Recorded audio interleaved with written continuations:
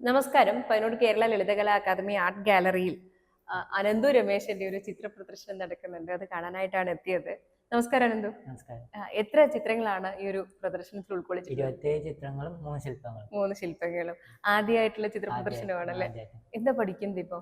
ഞാനിപ്പം ചേമ്പ്രാൻ ചിത്രശില്പ അക്കാദമിയിൽ ട്യൂട്ടോറിയൽ കോഴ്സ് പഠിക്കാണ്. KGC fine arts and animation കോഴ്സിലാണ് പഠിക്കുന്നത്. ഇവിടുന്നാണോ ശില്പം ഉണ്ടാക്കാൻ ഇപ്പൊ പഠിച്ചത്? അവിടുന്ന് പഠിച്ചത്. ഒരു വർഷമായിട്ട് പഠിക്കുന്നു. കളിമണ്ണില് ശില്പങ്ങൾ ഉണ്ടാക്കും, പിന്നെ അതിന് മുകളിൽ പെയിന്റ് അടിക്കുന്നതാണല്ലേ?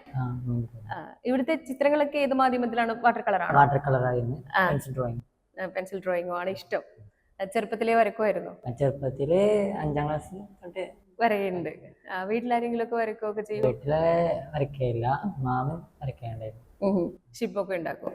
ചിലപ്പം മരപ്പൊടിയിൽ അപ്പൊ മാമനെ കണ്ട് ഇൻസ്പയർ ആയിട്ടാണ് വരക്കാനൊക്കെ ഉള്ള ഒരു ഇഷ്ടം വന്നത് അല്ലേ? ഈ ചെറിയ മത്സരങ്ങളിലൊക്കെ പങ്കെടുക്കുമായിരുന്നു സ്കൂൾ കാലഘട്ടത്തിൽ? പങ്കെടുക്കായിരുന്നു. അതില് കിട്ടലുണ്ട്, ചെറുതാ ചില സമയത്ത് കിട്ടലുണ്ട്, ചില സമയത്ത്. വാട്ടർ കളർ തന്നെയാണോ? വാട്ടർ കളർ പെൻസിൽ ഡ്രോയിങ് ആണ് ചെയ്യല്. വാട്ടർ കളർ ചെയ്യലുണ്ടായിരുന്നു, ചെറിയ പ്രശ്നങ്ങളുണ്ടായിരുന്നു. അതെ. ഈ +2 ഒക്കെ പഠിക്കുന്ന സമയത്ത് റെക്കോർഡെല്ലാം വരയ്ക്കാനൊക്കെ ആരെങ്കിലും പറയൂ? നമ്മളെയാണ് എല്ലാവരും സ്ഥിരം വേട്ടമൃഗാക്കുക അല്ലെ? വരക്കാൻ ഇഷ്ടമാണ്.